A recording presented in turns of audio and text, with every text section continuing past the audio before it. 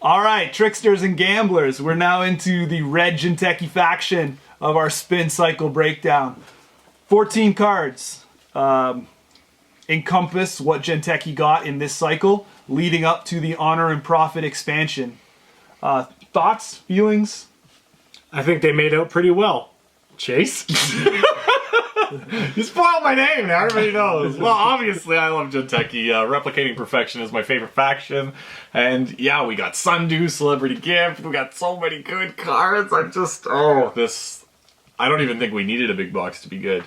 We got some of my favorite cards. Almost a true statement. There was a lot of power here. It's a good eclectic run of either really good or just not good. Well, I'm not going to say not good. Just the marginal. We did get Marker in the spin cycle, and that's basically the most useless piece of ice that they've printed. So cool. So let's see what tricks Jinteki has up their sleeve today, shall we?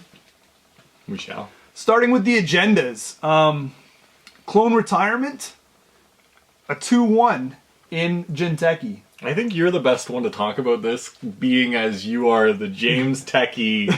You are the James of James Techie. You know what I mean? Anybody who plays that faction's probably seen a bunch of Clone Retirements and definitely has been slapped in the face around the net damage that you're going to deal. Then why don't you talk about that? I did like this cycle. Jinteki did pull 2 in-faction agendas that scored for 1, that complemented the personal evolution. Cheesy deck. Cheesy. Well, it was fun to play, and at the time, those first couple games playing against someone who wasn't expecting it was just really. It was just a fun laugh, you know. They partway through after they're drawn their like 4th 1-pointer, you know, you can see it in their face, and they realize, oh crap, this is gonna be terrible. But there was also some neutrals that came in and stuff. But apart from Clone Retirement, I mean, I don't really play. If I was playing a normal Jinteki deck, I think it's nice to have a quick score with the rest of your traps and things like that. But the ability's kind of lackluster. Yeah, I was just gonna say. I was trying to think of a way to say it. That's the best way to clear a tag. Bad publicity. Or bad publicity, yeah. In my opinion. That's our name. You can't even get that right. Thanks for joining into Tag. I'm Sly Squid. Yeah, I think it's the best way to clear a bad pub. It is. It's a quick 2. Yeah. It's a free way to clear a bad pug, really. Yeah. Because you gotta score an agenda anyway. Unless they take it. Yeah. Yeah, but then who really gives a? It's only 1-pointer. Yeah, I don't know. I don't see, like, I'm more of a fan of just running 5 for 3s, and you know, I feel like, you know, I'd rather pay the 4 points and get the extra agenda point and an Nisei token rather than playing this. Yeah, but I think like even when running NBN, I still like to run breaking news with the regular agenda suite, just so you have that quick, you know, and the game's over. You know what I mean? Like this card is that for Jinteki. I agree that I like 2 for 1s more, but I still prefer 5 for 3s over anything. I think they just give you the most bang for your buck, and most agendas need to sit out for 1 turn. I mean, I don't fast advance. I have no trickle lights, no nothing. I am hard advancing every piece of ice. And once you kind of get into that mentality, it's just like 5 for 3s. You might as well get the 3 points out of it. Right? Yeah, but as a side note to that, this card was out, and you know, you weren't really on the behind it, but you didn't start to give that hard 5/3 love till halfway through this cycle. You're right. Yeah, when you saw Harmony Medtech, that's when your brain flipped, and then we were reading all about getting to match point and forcing the runner to and your game style flipped there for a while, because you used to love the 3 for 2s in, and right? that's why I don't like the 2 for 1s, because it's so much harder to get to match point. You know, you need to score 4 agendas as opposed to, you know, I grant it, like sneaking out the Nisei, then sneaking out the Nisei, then sneaking out the Nisei, and then just going I win is awesome, right? But I would much rather go Nisei 3 for 5, and then everything becomes just scary, and I need to. Apart from the personal evolution, you know, I almost can't back 2 for 1s anymore. I've gone away from that style, and for me, it's just I don't want the agenda count. That's a huge part of it. There is so many good cards. Like, when I lay out a deck to build, I'm like, man, there's so many cards I want in there. Most of the time he's in bed and like has like silk sheets on when he's laying out his deck. No, a Snuggie. Instead of lights a candle or two, you know. Instead of cutting cards, I look, is there ways to condense my agendas? Yeah, you're running. The last deck you were running 7 agendas. In your deck, and now I'm settled on 8. Yeah, eight's a good number. So like 11. So any other stuff for clone retirement? It's I don't really see a lot of bad publicity coming in Jinteki. I know they have the one that we'll talk about later on, but unless you're really in I mean, it's not like that's the thing about it is it's like it's there. definitely not bad. I just don't think it's like it's not an EC counter. No. It's not like. But being fully honest with ourselves, like typically you get the bad publicity. You don't take it away because most of the time this thing just gets turned into fodder that you just want to damage a card. So. Yeah. Unorthodox predictions. So the second agenda Jinteki got a 3-for-1.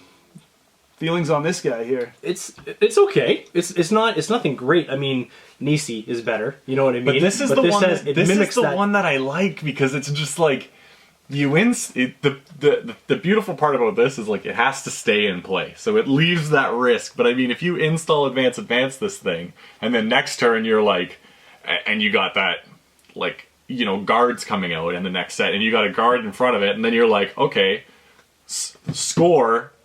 Call Sentry, install Nisei token, or install Advance your Nisei. Now you just boost it up to 3 points, and like it's like unavoidable unless they have like quest completed or something janky like that. But I like this one more than I like Clone Retirement. I still don't use it though.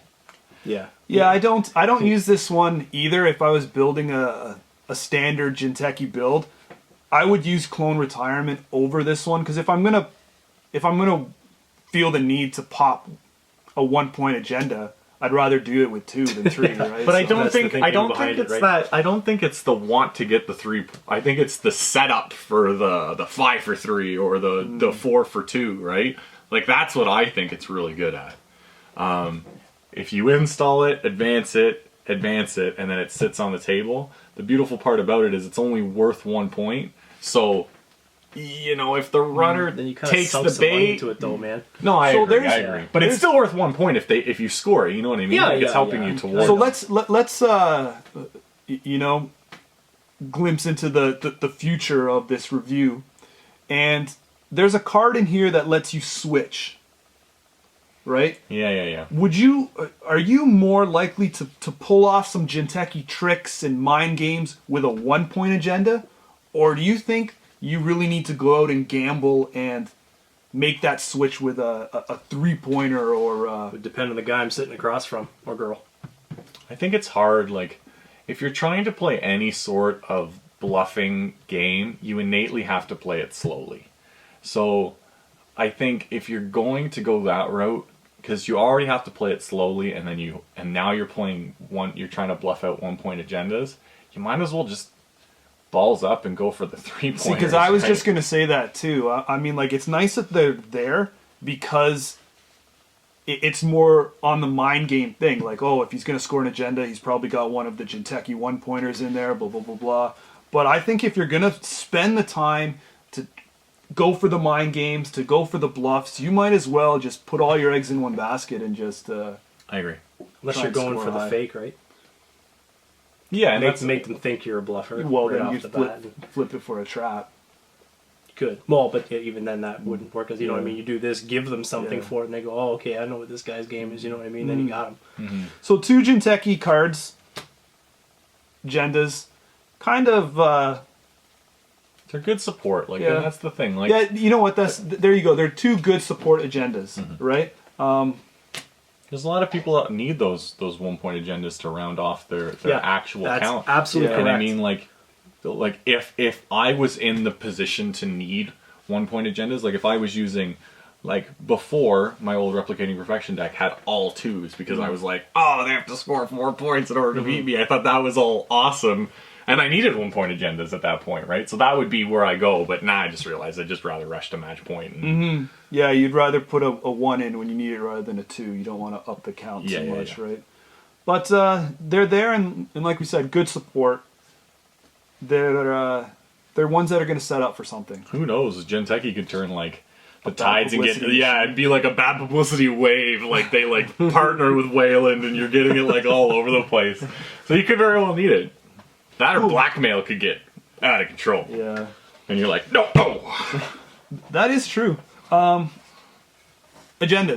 On to operations. We have one of the craziest operations came out early, and it kind of died down a bit, like the love for it. It became more standard, right? It never sunk, but it was just like, oh my god, here it is. This is what Jinteki needed. And then it's just like, here it is. Yeah. It never lost any love, but it just kind of. And now it's like we almost never were broke. Like I forget the times that I had no money. I forget those times sitting with 3 credits and going, use my whole turn. I'll gain 3. You gain $3. Go. My hedge fund is there somewhere.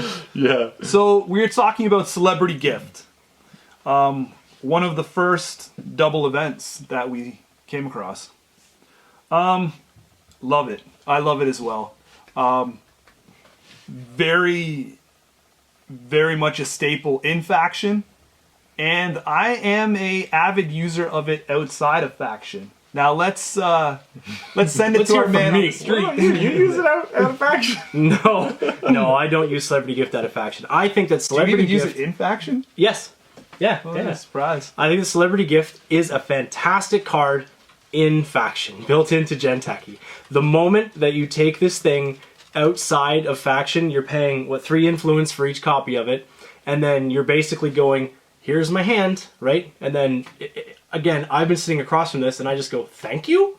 Like, take your $7 or whatever it is, and now I know exactly where to go, or where not to go, and with no downside. So, unless you're playing a bunch of traps or some way to damage them, or you've completely set up, as I'm sure Sly's going to go into, completely set up to the point where they can't get in anyway, then you don't really need the $7 to begin with, so it becomes a moot point. But that's my thought on it. So, fantastic in faction, probably couldn't be better in faction, as long as you got some traps in there, but outside, I'd take anything else. Well, I think there's, this side of the table floats on a philosophy. We could just go ahead and say the cool side of the table. we take more risks. Let's just say we've stretched That's out true. like this whole philosophy of high risk, high reward. I put these in an MBN, and they were good. Not now. When I say put them in, I don't mean I'm jamming in 3 copies. I've used a one-off in an MBN.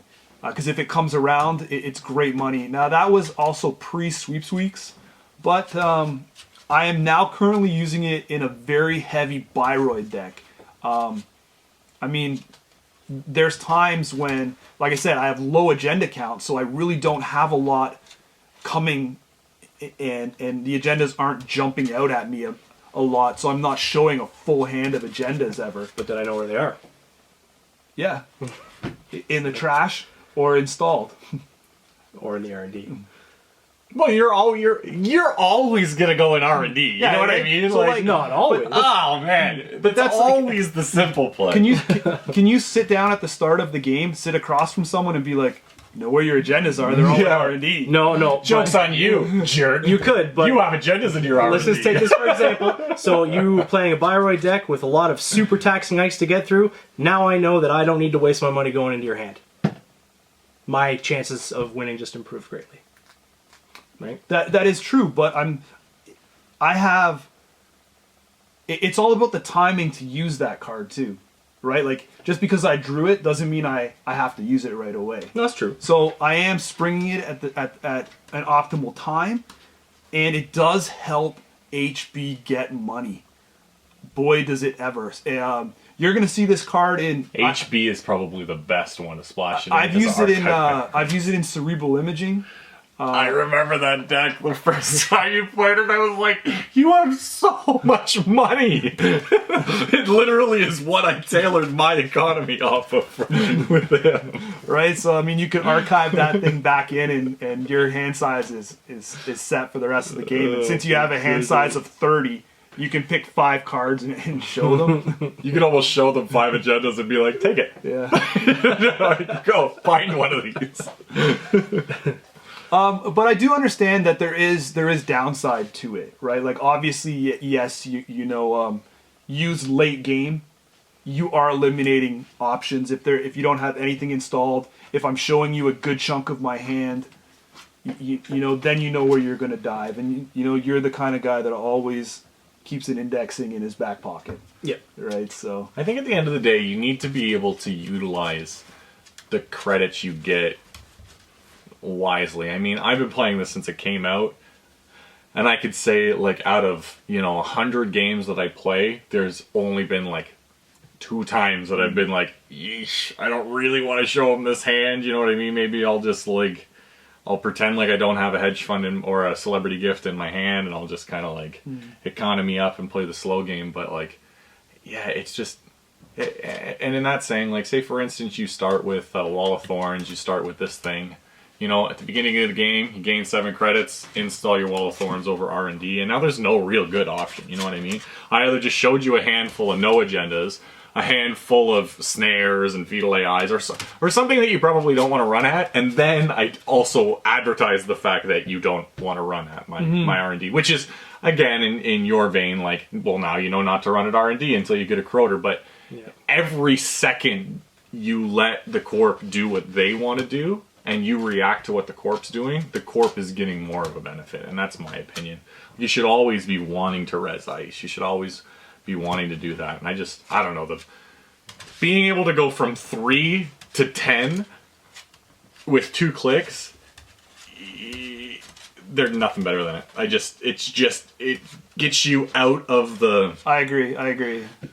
Every time it's like The Simpsons. Dig up, stupid. You know what I mean? Like, I just feel like you're just like in that hole, and then you're like, I'm back. I can do stuff again. I can res this ice. That my tool booth isn't gonna go on advance. He's not gonna. And that's forge especially in the HB decks that I'm using, where Bayreuth ice ain't cheap. There is no way around that. What's the cheapest Bayreuth? Like 3? So a card that I can flip and get this return from, and then I'm able to do something next turn. It's just, it's a weight off my shoulders. But it's also a card that you really have to be able to read the board state, the state of the game. I'm not, we were talked about, don't draw it up and then all of a sudden flick it down right away and gain your money. You really got to spring it at the right time. Yeah, and if you play it in the right deck, I feel like... You'll know. Yeah. Anything else you'd like to touch on the gift? We were joking around, but you're totally right. And it's just and that they're all valid points. It's just... I feel like I've played it enough where, and we said it, in my deck, there's really no downside. It's no, in your deck, you use taxing ice and caprices, and you're just like, whatever, what I have. Have fun getting it. Yeah, right? That's the thing, because when you flip your hand and you do, there is an agenda in there, but there's a snare and a shock. You know what I mean? It's like, you know what I mean? Mm-hmm. Then it's analysis paralysis, so it's doing another good thing, but again, you put it in something else and it's doing a bad thing. Yeah. It's gaining money, but it's just expose your hand for free. What's that friggin' wiretap? It's wiretap. Here you go. For free. You know what I mean? So at least you're getting something from it. Oh, it's not exposing for free. It's exposing for $7.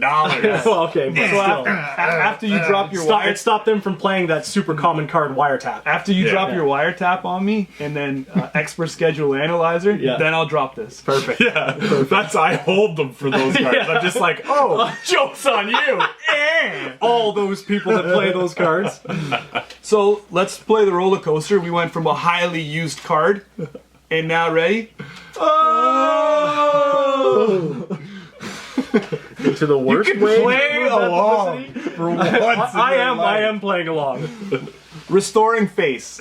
I didn't know what he was gonna do. I was just totally into it. I was like, go anywhere on this roller coaster you got. Trash one of your installed sysops, executives, or clones. If you do, remove 2 bad publicity. Hooray! I don't know. I was using Shinobis for a while, and the bad publicity kind of sucks. And I had one card slot, and I put it in because I was using archived memories, and I was like, we'll see. We'll see if it'll help more than it hurts. And I'm running in turns, so me trashing the Caprice Orash is a terrible. You gonna trash a Caprice? I was gonna say, who are you trashing? Who are you trashing for the 2 puppies? Well, you could only trash in my deck. I could trash Jackson? Jackson or Caprice. Nope. Yeah, but I have 2 interns. No, and 2 okay. archived memories. But that's what I'm saying. Like, I know. If it becomes an issue or somebody's gonna like blackmail, I was like, well, I want one in my deck. If you were that worried about bad publicity that you have to trash one of those cards, go with the clone retirement. I should finish that story and say that I took it out. Like, it's no longer in my deck. I didn't get to the main part of that story. That was a good story. That was a good story. Long story short, it's not in my deck anymore.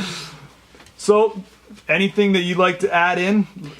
I don't have anything else to add. No, I think it's pretty much we've gone over like the best way to get rid of a bad pub with clone retirement, and then like the worst way. What's that criminal or what's the Whalen one?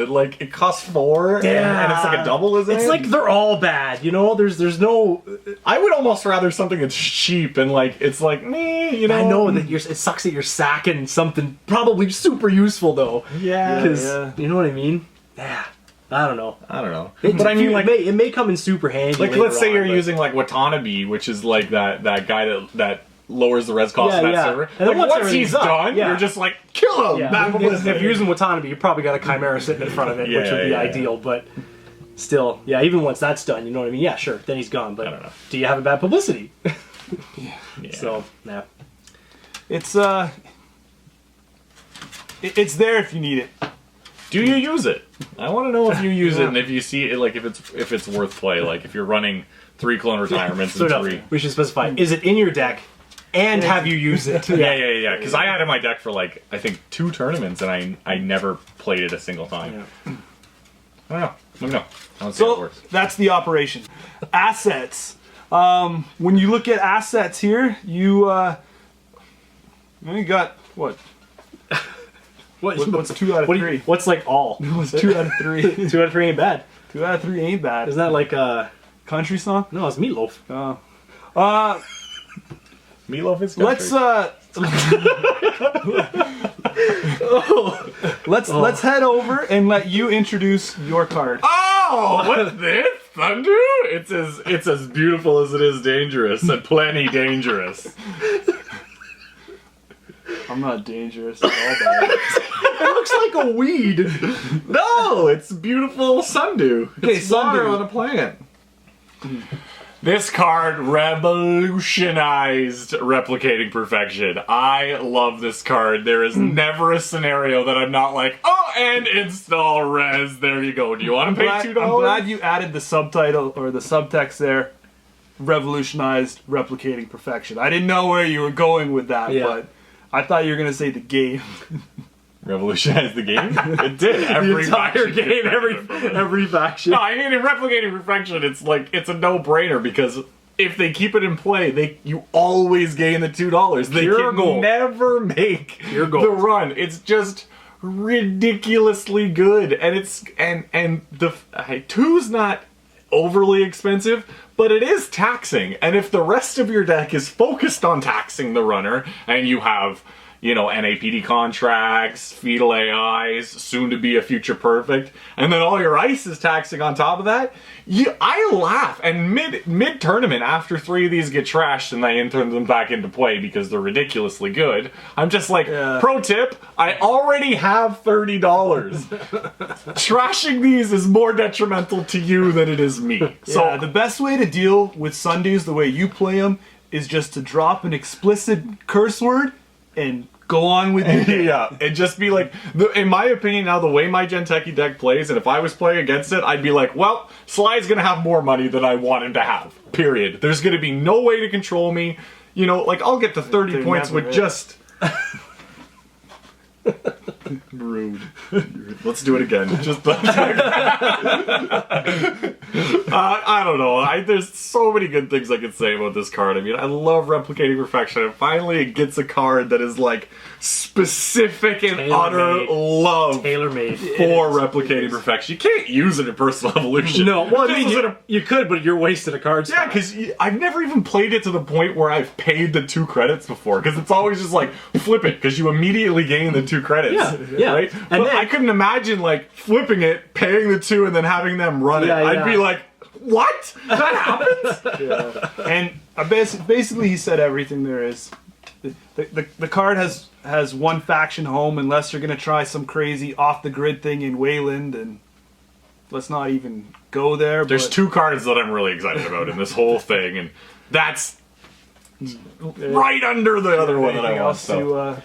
No, it's perfect in Replicating Perfection. It's really not so great in everything else. It's the one that took Replicating Perfection to the next level. Yeah. You saw a lot more people show up at tournaments with Replicating Perfection. I didn't really notice the splash cost. Like, that is really high for what it does. Like, I think that could have been a little lower. Yeah. Because in other factions, it's not going to do as much work. You know what I mean? But if you put this in Hospiroid, it's not. No, they have a splash quota that they have to meet, and so they figured to just put it on this card, and then because no one's going to use it anyway, right? It was a gimme for us. Yeah. Splash quota. You're a genius. Yeah, no, Does anybody tell you that? I know how it works. I just don't. An asset that, when spoiled, people's minds were blown. They said this card is going to change the game. So many decks came out pre this card with this card included in it, and then everybody took it out. Shock. Are you shocked they took it out? No. I see. I love my 2 co-hosts because one completely disregards any pun I say, and the other one ready to run with it like as soon as his feet hit the floor. I love you. You're a good guy. Dying for a pun. I do. I don't hate it, but it's not. It's not, after everyone played it. It's not what it was hyped to be, right? Like I like it. I like it a lot. I think it's gonna come back now that kind of Gabe has got his like. He's seeing his time in the sun again. It's not all Andy, because like Gabe wants to run HQ, and if you have, 2 of these in your hand, he's got to pay to trash him because he's not gonna want to hit him every time. Yeah, you know what I mean. I think it's I like it. Yeah, a lot of HQ run events and stuff. It is, but to me, 1 net damage ain't nothing. Well, it's something if all you need is that last net damage, which typically comes down to in your build the Jinteki. Yeah, but I mean, a lot of stuff, like, this card was mainly as it's the first thing that popped from archives that we saw. Yeah, and I think that's what got all the hype from it, but I mean, just... because all that stuff with Jackson and people running the data suckers... As someone who still uses data suckers, I can tell you, I hate this card. I hate playing across from it, but that's why I love it. You know what I mean? Because it is still super useful. Yeah, it serves its purpose, no doubt about it, but I think it's certainly lost its popularity. I just think you could do more things to... With a card slot? Yeah, like, I would much rather... And now, like, originally this was taking up ice, but now I just switched it with ice, and I'm just like, I could put the shock in the archives, but it's not in the place that I want it to be. I'll just put a Wall of Thorns over my archives and make him cost 5. You know what I mean? Or a potential 2 damage. Out of faction? No. I don't think I've ever even heard somebody comprehending putting him out of action. Most people will go with the big brother and grab a snare. Yeah. Very interesting card, and it was nice. Would you like to lead off with a card there, sir? Oh, Toshiyuki Saki. I like his name. Saki. Saki. Well, this is one of the executives that you could trash if you would like to restore face. Yeah. If I'd like to restore face, he says. Okay. So this That's the card. Oh, yeah. The puns. So It's not a pun, I'm just saying you could use it with restoring face. Oh, okay, I get it. It's an executive. Because it's an executive. So it's like a double pun. Am I getting this? It's not a pun at all. He's being very literal. I wasn't even like No. it didn't even turn into a laughing thing. It's Oh, like you okay. didn't understand. Okay, very good. It's funny that you're so slow. That's what I think is funny. So, anyway, I like this little fella. He's kind of he was the first edition that allows you to start to play a little bit of tricky boo with the runner on you. So advancing him down and then having them run at you and then swapping him out for something else is that's pretty useful. Yeah, he adds a new level to the Jinteki mind game. If you're a mind game trap player, you'd love this guy since he came out. If you're not, then you're obviously try him. Yeah, you're gonna take him. He's definitely gonna be better with Mishino Sin. Yeah, he's gonna be a lot better. He is, but he doesn't need it. That's the thing. I don't know, because you know what? Install advance, and then it's not like you could score out in Agenda. Except for that one right there. Oh yeah. You're talking about a very convoluted deck now. If that's what you're trying to do. So that's what I was talking about before, right? Like if you're doing the switch when we were talking about the agendas, are you going to spend all that time to brew this mind game up? Just to take a bad pub? Be like, I'll access it. Maybe. Again, it depends on who you're sitting across from. We pointed to Clone Retirement. If anybody I think they got it. Yeah. I think one of the most interesting things about this card was noted in the latest release of the FAQ. Yeah. With if you put Hudson over this card and Hudson is not broken, you cannot access the switched card. But it's beautiful because, I mean, there's the huge downfall of you can always just run the server again. Yeah. But it's beautiful because if you only have one card and they run through the Hudson, they're never gonna break it. You know what I mean? Why would you pay for it? I'd be like, fine, I'll only access that card. You know what I mean? Let those two subroutines go on. So, I don't know. And then replicating perfection, because that's what you do. You'd be like, if I was playing against replicating perfection, I'd be like, okay, run one of your essentials, and now I'll run that on my second click. Because that's what you do. And then I'd be like, joke's on you. And I'll be like, run again? The whole thing, I mean, yes, it was erratic, but it's super hokey. You know what I mean? Yeah. Like, I mean, it'd be cool to have that in a deck, and then like the very first time it happens with your friends, and then like it never works again. Unless you're specifically doing it, like you have the Hudson, you have that guy, and you're specifically always putting like a trap Resnaren because it gives them the faint possibility that you're trying to like sneak an agenda out, and then you're just like, and the wall run it again. You know what I mean? Yeah. But that's all those little tips and tricks and things like that. They are going to be accelerated with this big box. When Plan B comes out in Jinteki, and it's install advance this guy, switch it into a Plan B, then they access the Plan B, and then you score out your Clone Retirement. It's perfect. That's a perfect play. Yeah. I love it when a plan comes together. You guys are writing this down, right? This is gold.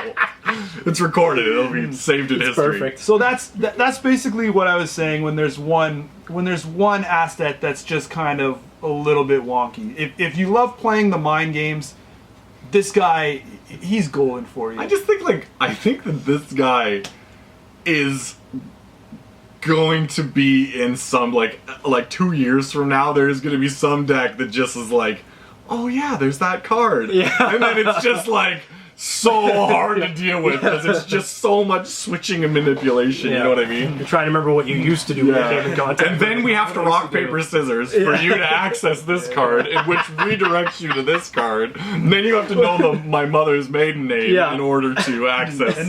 But that just exposes this card. And it turns out it's one big loop because at the end you just have accessed him again. you put your second copy in.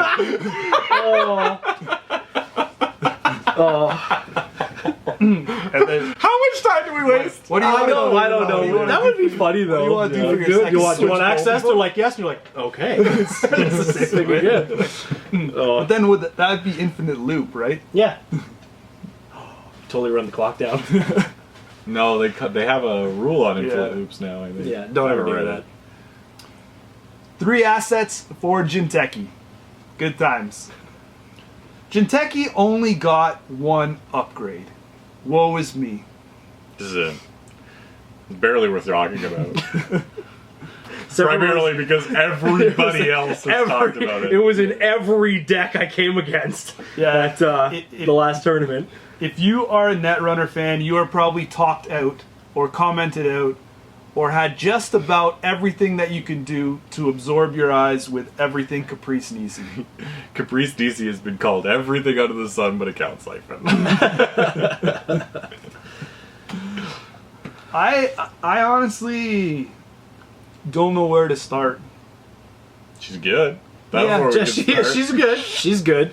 She's not break the game good. No, there was all this. There was not a lot of hubbub and like, oh, this is going to be terrible. It's going to make the game not fun. It's still pretty fun because when you're making that wager under the table there, it's kind of a heart pounding moment. Yeah, by the way, when you play him, just always bet 0. Even though he's got 30 still the only one. I love it because I'll sit across Malice. I told him that. No, but I didn't. At first, I was just like, I'll pay whatever number I think, and then like the more I saw Dustin's face and his intensity, he's like, which one is he? Because I'll have he'll know it's an agenda. He'll know. He's like, there's no way he's gonna let this go for less than $2. No way. And I'm like 0. That's how much I care about. Especially when you got $30, right, from your stupid dudes. And anybody who hasn't ran Snowflake, run Snowflake! Like, in tandem with this card, you will see people's faces melt from super frustrating, yeah. And the best part about it is it reses for $1 and it costs friggin' Corroder $2 to break. Yeah. It's already I love it. I'm not sure. Like at first, when this size stuff was out in the other cycles, there was never really a card that I was drawn to. I can play Caprice Nisei Psy Effect, but I don't know if I'm a fan of the Psy ability, like the game within a game of playing like basically a paper rock scissors match here. That I like playing against it, but I don't. I'm not a big fan of playing it. You know what I mean? It's a nice. Because I play it. Like I play it probably more than anybody. I know everybody runs Caprice, but he does it more. No, but I run Snowflake in my deck too, right? And like I get to do it. Actually, I do want to start. I'll talk to you guys after about that. But the thing about it is, it's nice to. The game originally, when we started playing it, and everybody had the same thing. It's nice.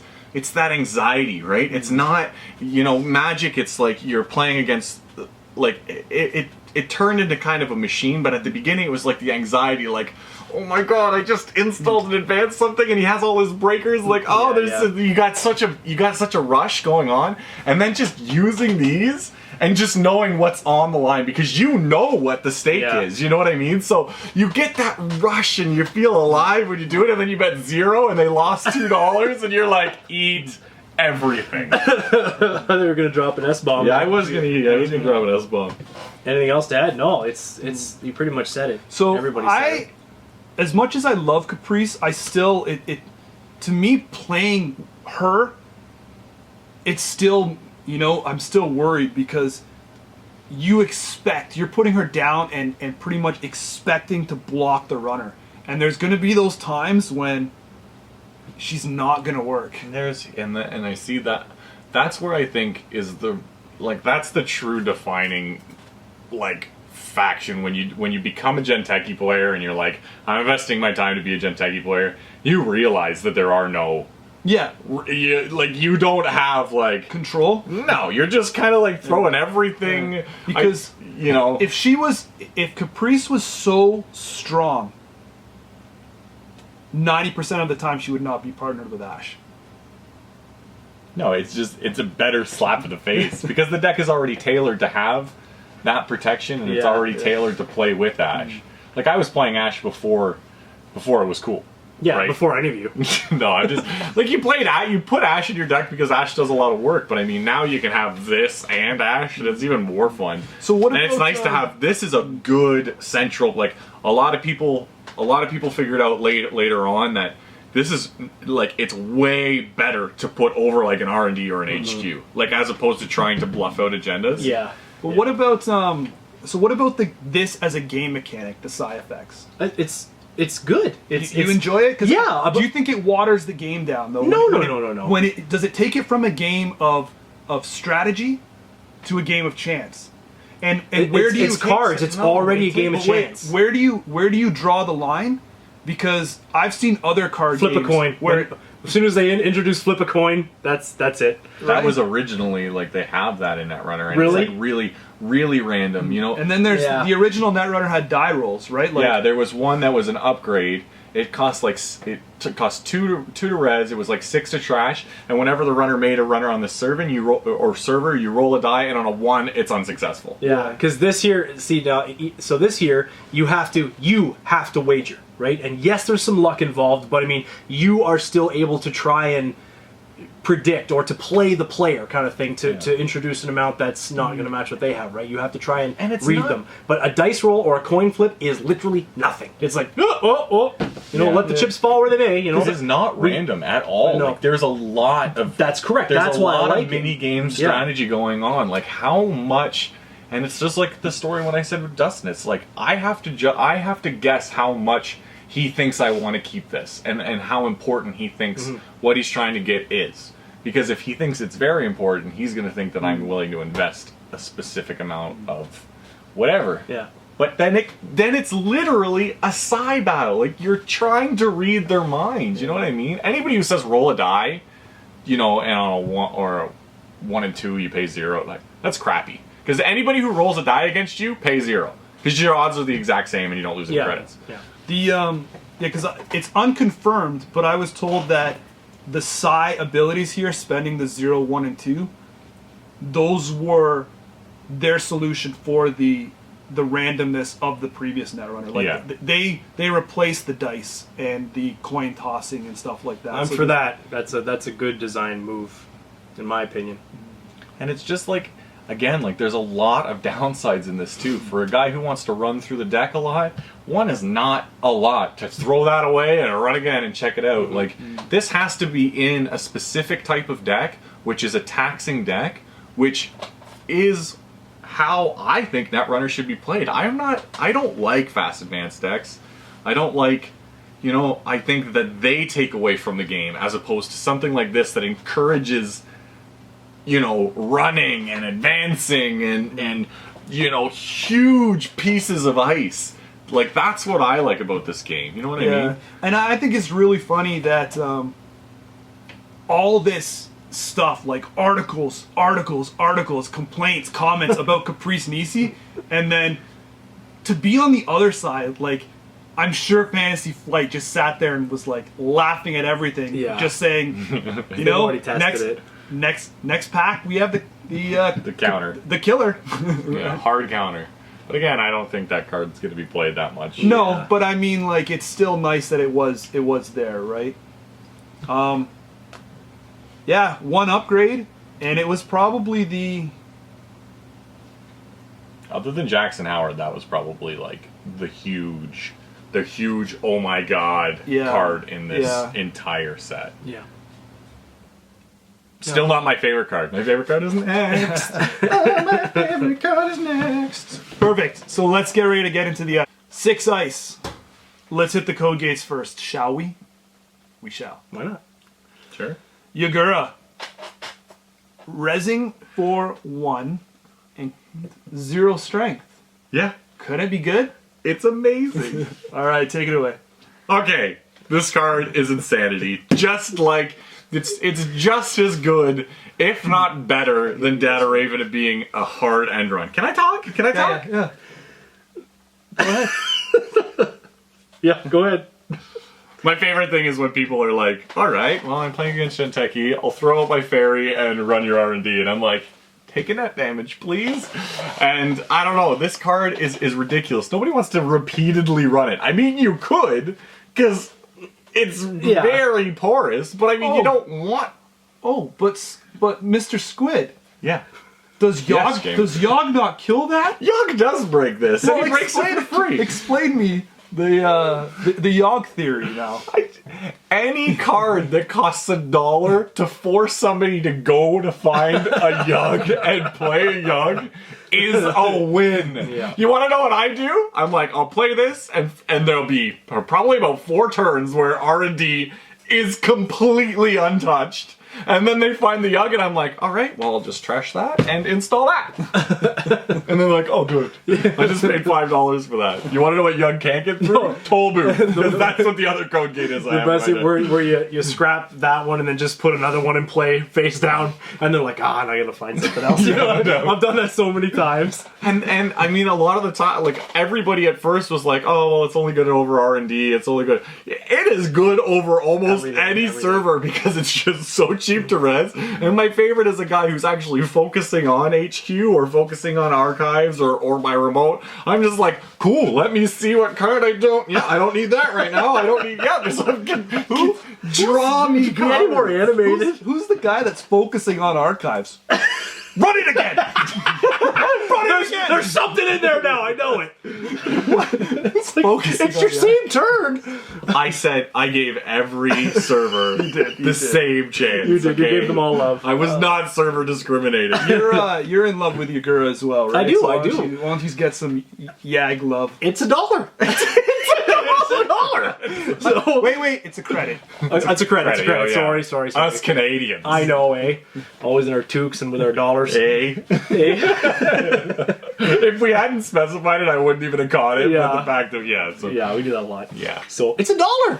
It's a credit. It's a credit, and it does net damage. It's a credit, eh? It's a credit, yep. And then they're running. You're like, yeah, and then okay, that was cool. And then you're right. Yeah, they go and pull whatever code gate breaker. This don't care. Costs more than $1. If it's they're either and then they're gonna pull out like a Gordian blade, and then they're still gonna have to pay $2 Or a peacock and have to pay like what's that, like $16 to get through. There is no good. Actually, in playtesting, that new central server only, I think it's called Passport. The new code gate breaker, it costs $1 and it breaks this for $2. It is like that's pretty good. But I like that card. Just wipes the crap out of this card. I really like Yagura for the fact that putting this in your deck, that this is tailored for early game. And it does so much work for you early game that it's unbelievable. It's letting you peek, like if you have it over R&D, so you're getting that chance to control a little bit of the flow. Like obviously if you're double agended and you move an agenda, can't help you there, but You can't win every time. But it's making the runner go get there, usually a Yogg, spending the turn to either burn a searcher and then burn the money. And it also, 1 net damage doesn't seem like a lot, but early game, who knows what you get pulled. Right? So at the tournament that we played in Waterloo, the guy, he hadn't lost a game that day. I can't remember your name, but comment and then talk to me. Hadn't lost a game that day. We were at final table. He pulled out his fairy, he ran, and I got the only corroder he had in his deck from his hand. The only corroder. That will whitewash He literally was like, I don't know what I'm going to do now. It was ridiculous. That's a risky play, man. That's really risky. Well, the other thing, we keep forgetting that not only do they have to search for the Yogg, but they also have to get that Dinosaurus first, too. So it's like $10 to break this card. Because this is a card that is actually being used, not like as I'm surprised, but it's being used out of faction. You will see this in HB, you will see it in NBN, you will see it in Wayland. Unless you're going for a hard end the run, this is literally the best protection you can have for your R&D until you're ready to get ready. Ready to get ready. Ready to get ready. Ready to get started. Yeah. Because it is a code gate, that does damage. Most people are digging for their sentries, like you said, and all of a sudden you have a little pinprick, that could hit an artery. I have Toll Booth in my deck. I have Wall of Thorns. I have, this is literally my favorite ice in the game, hands down, period, now. And now we're going to talk about my least favorite. Now this is another roller coaster. Don't hand it to me. Just hand it to me. I don't even want it. And then marker. Okay, so we're going to go into swords. So so marker reses for 0 and it's a 3 strength. It plays into that Jinteki style You know, like the old one where we always lost. I want to go back to those days, man. You know, It's just not the same. where you're boosting like. Hey, remember when our ice used to be Didn't this do useless? Yeah, let's play marker. Right, like nobody used Sensei. I would still use Sensei over this. Yeah, but I'm just saying, like, Sensei resists for 3 and it's a strength of 5. I go digger for that Sensei. Yeah. nobody used the Sensei to get end runs, so they're not going to use this one to put 1 at the end of everything. I would install Sensei over this. Yeah. I'm gonna just break it down. I mean, we'll talk about it constructively. If you're putting a code gate in your deck, you're more than likely wanting them to find their code gate breaker. Right? Like, that's why you put ice in your deck. For something that you could literally ignore and just break the thing behind it, unless it's another code gate. It's such a crapshoot at that point. Yeah, And most of the time, you're gonna put this in front of one of the damage ones, though, right? Like You'd want to typically. if you think this card is even remotely good, then the card slot you took out was chum, and then you're ridiculous. Like, there is, pack up the cards, go home. Just go home. like, I get it, it reses for 0, and strength 3 is huge, but huge. I don't know. This in front of a Yagura really early, I guess, is The best possible thing scenario. for marker. Yeah. No, then you're like, Now man, you're really you're looking just- for that one, eh? but you know what's even better than that would be like Yagura. That's I'm just gonna say. Yeah. So, moving along after code gates, let's get into the centuries. There was another Jinteki card that got spoiled a little early and received an incredible amount of hype that was equal to the shock hype. That is Swordsman, aka the card that will stop Atman, that will restructure the game. Oh no, AI breakers can't be used to break this. Yada yada yada. Oh, what a letdown. I think it completely did its job. Yeah. It made everybody who wanted to make a soul admin deck go, well, what if I play against swords? Yeah. Then they at least had to put something. So let else me. in. It was a letdown, as in the best thing about this card is that it exists. They printed it. You go home, you put it in your box, and everyone It's that doing its builds, job. yeah, it's doing its job from home. It's working remotely. I think the inherent flaw in this card is the fact that it should have costed 2. Like if it was $2 for a strength 2 century, and then even just ignoring the first part of it that dealt 1 net damage, Yeah, then you'd be okay with it. then I would deal with it. Like if you made it like a micro ninja, you know what I mean? That had that added bonus, but then maybe you'd see it in every deck. I mean, maybe that was the design that they wanted it to not. Yeah, because I mean, like I said, like it works from home the best because it was 1 splash, so you had to maybe think that you could possibly see it in other decks. It was cheap, so again you could, and it does damage. Everyone loves ice that punishes, right? But It made every Atman player put that 1 mimic in their deck. yeah, Basically. That Right, was it didn't- They it- took I just- the card slot. Yeah, as soon as this thing came out, and with you're like, well, what do I do? I was like, throw in friggin' Femme Fatale because it Works breaks perfectly. for $2. Yeah. It You, just it does you the want work. Femme Fatale anyway, and it does the job. Yeah. Right? Like, that's the thing. If it was strength 3, Yeah. So in practice, it really didn't kill Atman. You know what I mean? It's not like it's No. the end game, but it's. but it definitely added to the compacting version. Yeah, like, yeah. and You couldn't they be- came couldn't out be with as wrap streamlined, around, yeah. and then they came out with, it compiled. It worked in tandem with other cards that made Atman not like king. So the comment that I'd like to see is do you guys think what came first, like a chicken or the egg scenario? Did Fantasy Flight predict how big Atman was going to be and then have to make a card to counter it? Or was this card already coming and it was just business as usual, print and release? And Lucas, you can't play. You already know the answer.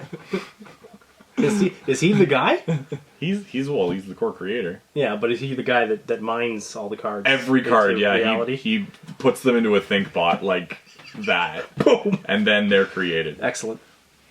He lives in a dungeon That's too. That's how I imagined it would minions. always be. Yeah. No, I Swordsman. imagine that they create all their games on an airplane. I think It's a like bathroom. the fantasy. It's like the Playboy plane of like role playing games. I think they got one of So those. Swordsman bathrooms. had the hype, and it didn't really live up to it. It doesn't really see play at all. Although in Harmony Medtech, I'm kind of trying to work out a rush deck where it's like really low ice, really cheap, and then this is kind of like the thing that you kind of. So let's splash say in the cycle, looking back, how many times did you encounter it? No. I'm just saying. Yeah, I think that's kind of where it's gonna fit. Like its niche. It hasn't seen its. I don't think it's ever going to go away. No. It'll still be out there. It's still going to get played because there are still metas that heavy Atman, right? Yeah. So she still works. Yeah, it's I don't know. We don't see it. That we'll just go on record and say nobody plays it here. I mean, it's also an AP too. You could totally break that thing with Deus Ex. I'm going to Deus Ex that thing. Yeah. I'm keeping my Atman for more than one turn. A century that's also an AP was oh man, I'll butcher this name. Tsurugi. Tsurugi. Teaser silent. Tsurugi? No, Tsurugi. GGI what, Friday? Yeah. What? Well, man, is this a beast of a century to have, huh? Oh, it's so good. It is really good. 6 to res, but a 2 strength. That's the only thing hurting it. Now, what I found interesting is end the run unless the corp pays the credit. They say that because it's at the beginning of the run. You know what I mean? So if you think that it just adds so much more like depth. So if you have this over an installed piece of ice, you know what I mean? And then it's installed advanced, right?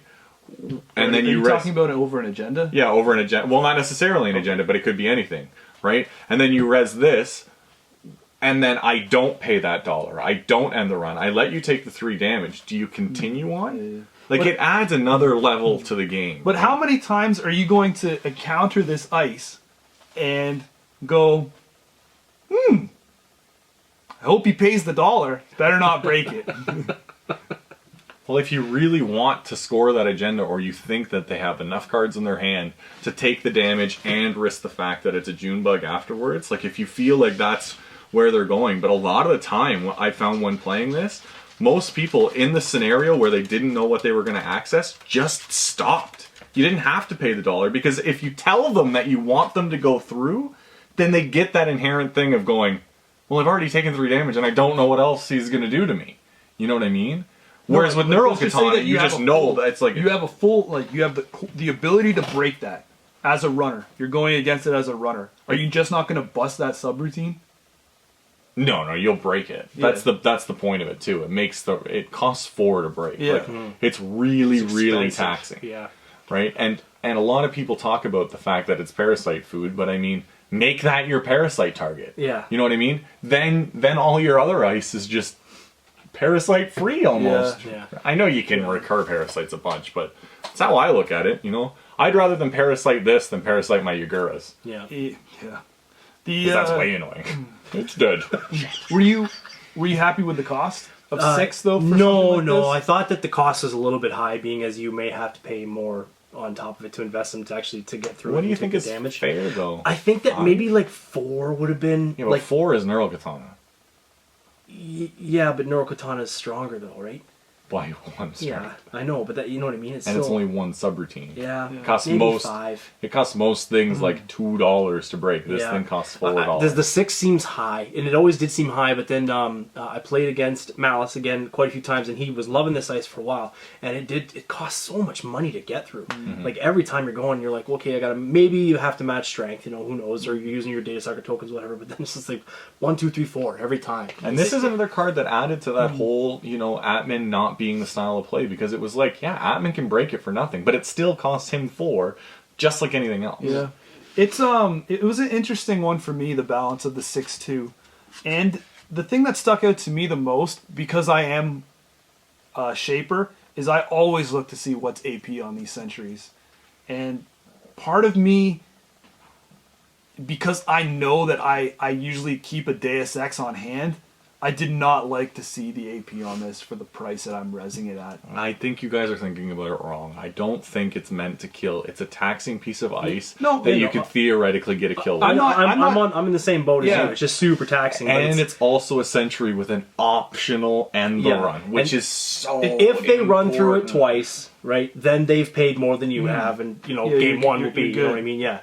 But it just costs. It just sucks that your opening hand, you get this, and you know what I mean. I gotta give $1 just to res that. I can easily say that I don't mind paying the $6 for what it does for me. I don't mind paying the $6. I think the only thing is if you're having this in your deck, you have to have a way to bring it back. That's my only issue with it, and I think that most RP decks want to run interns or want to run archive memory anyway. If you don't, try it. It's ridiculously powerful.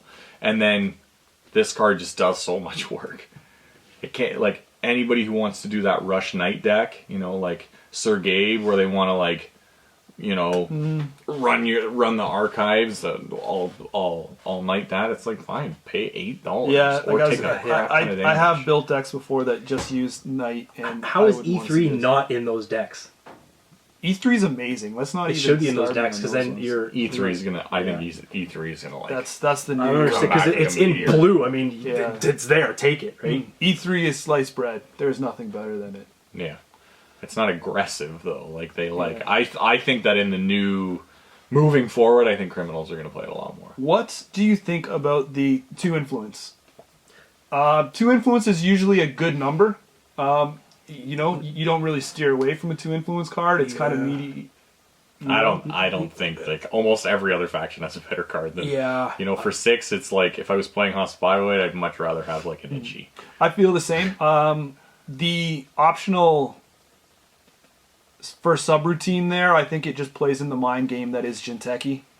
So it's where it needs to be. I've never seen it out of faction anyway. Going to another Century.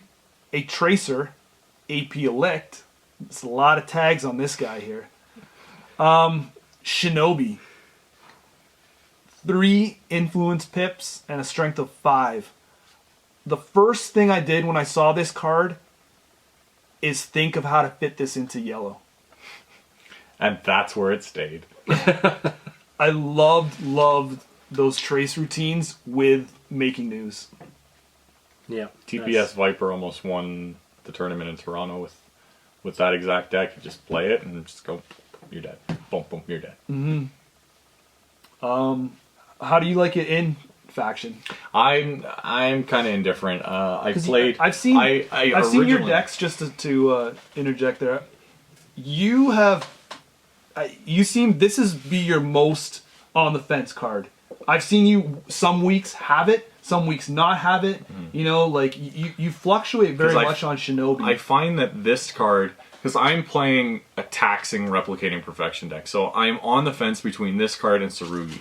It's like this, like Tsurugi is gonna do work. You know what I mean? That's my favorite part. This, in theory, should tax them 6 credits almost every time, but the potential to kill them, and I've pulled that off only once, and it was in that tournament that we all played in, but I've only played it, like, got the flat line off once, but I find that, and at first I disregarded it, if they have a link, like this thing just goes, you have to it's almost not even worth rezzing. All the strongest runners right now pretty much have 1 link. And I can tell you, in all honesty, I did not believe that when I heard, when everybody was like, "Oh yeah, Link is gonna ruin this card, and Link is gonna," I was like, "Who cares? Like, who cares if they have a link? It's still gonna cost them blah blah blah." But the first time they run it, they get to ignore the first trace. They only cost $1 for the second trace, and then the third trace only costs them $2.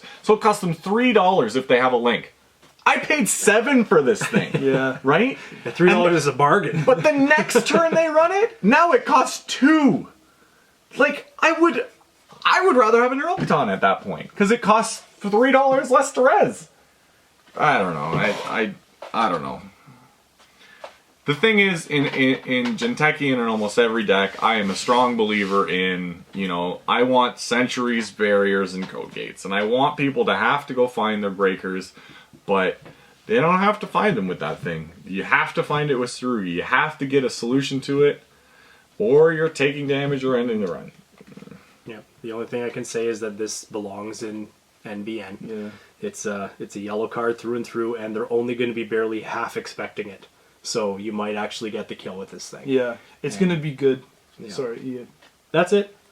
I completely agree. The one thing, though, that I notice as the game grows is you're really going to have to pay attention to what sub-genres these ice are being a part of. Like gingerbread? Yes, right? So this is a tracer, and gingerbread is coming. So, you're paying $7 for this, and... I want to play gingerbread just to have that card in my deck. I love it. Catch me if you can. It's like gingerbread's playing a game of Pac-Man. So this can be broken by some of those specialty breakers a lot, like too easy. Like Most of them. It's also an AP, so I mean... Yeah, add Destroyer in there, and now we can get, You can kill it with anything. Jinteki got one barrier. Can you pronounce this one? Himatsu Baku. Himatsu Baku. Means puzzle box. Ah, look at that. Someone learned how to use Google. Yeah. All those other videos where you got them to do the work, you just paid them back. I wondered what it was.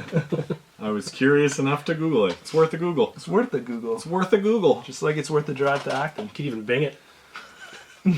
You could. You could. You can Bing I mean, that. I laughed it all over. No, remember, we don't Bing. We're all Google. We're YouTubes. Yeah. They paid the bills? Himatsu Baku. Until Microsoft... We're willing to switch Bing. So if you pay more than nothing, we're going to be You hear that, Bing? Bing all night long. You've used this a bit. Yeah, Himatsu Baku is awesome. I mean, like, this was my go-to cheap barrier. I'm a strong guy of, like, I want equal amounts, really cheap and really expensive barrier Century Code Gates. This card is awesome because in Replicating Perfection, your ice is spread really thin, and you're kind of keeping a lot in your chest, especially like earlier on.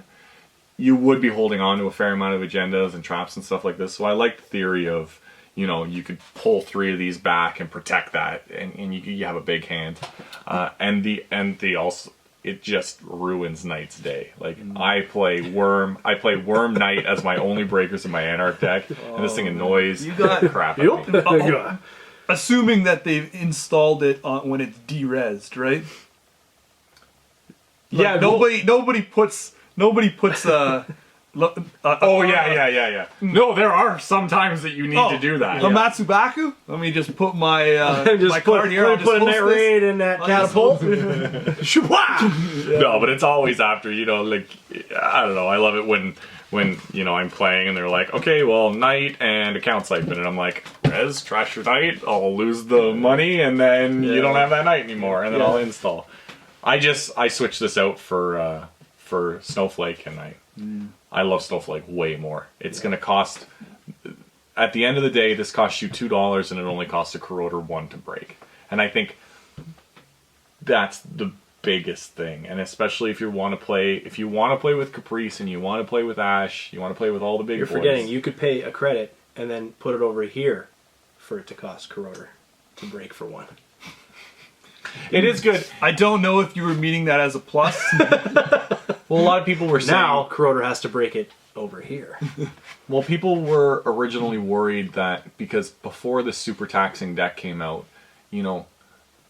losing your Sundus it really hurt you. You know what I mean? So this was, originally it was in there because I wanted early Sundew protection, and then I could bounce it back to my hand when I kind of had the economy to kind of play it somewhere else. But I just found it became redundant because I don't want something that something can break for $1. You know what I mean? Well, the other thing, it's a Jinteki, it's red, so there's the mind game aspect. Pull it back, wait a few turns after a couple draws, and then throw something down. They have no idea. Yeah, you know what though? It is nice early game to be able to put this over one of your centrals until maybe you don't have an agenda to protect, right? Rather than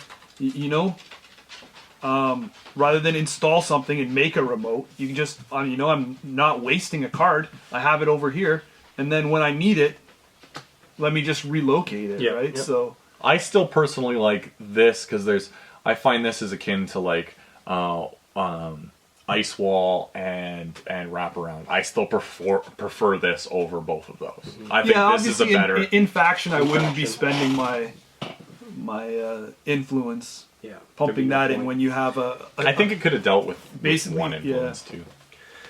They could have put it in that. I mean, the thing is that it's 2 credits for 2 strength. It's an end run, and it has just a little ability. You can pull the thing back and play with it a bit. It's so nice to have just a cheap end run in a barrier. It's usually a barrier's not the first breaker that people dive in for, unless they have face checked, right? But or you showed them your whole hand. Well, and then in a sense too, like Replicating Perfection is getting a lot of steam, and you don't necessarily want something that they can just bounce off of really early. And I think that's where Snowflake comes into play. It just fits that need more better. You hit it, you could potentially lose money, and then it kind of tempts them into thinking that it's like, well, it's not unbreakable. Was that core? I'll go again. No. It was after core. Yeah. Okay. So there were no core size, I don't think. I'm pretty sure. Yeah. Either way. So this set of cards seemed to be pretty much opposite to Criminal. Criminal was very powerful in the core in the first cycle, leading up to a big box, and they kind of got some, we said some pretty good 3 out of 5s. Yeah. Solid on average. Jinteki really needed a boost. Man, did they get a boost with some of these cards here. That's a 4 out of 5 lot right there, basically. And then they on average, are about to get a little more icing on the cake. That's good. We didn't do that. Well, I think we could agree that it's a like that set right there is 4 out of 5. That stack of 14 cards. On average, 4 out of 5. It's solid. It's not as good as MBN. We'll see. We'll get there. We'll see how good MBN Nobody knows what MBN got yet. We haven't even read that. They don't know until we talk about it. We literally can't piece it together with bated breath. Yeah. Thanks a bunch, guys, for tuning in to the 3rd video in this long installment. 3rd series. installment, yeah. Appreciate it. The best way you can help us out is throw a subscribe down and like it while you're down there. Why not? Our goal is to have more content than the Twilight movies after this. Because they're popular because of how long they are, right? The Twilight movies? Really? Yeah. I thought it was because the vampires were shiny. Oh, I completely never watched it. Oh.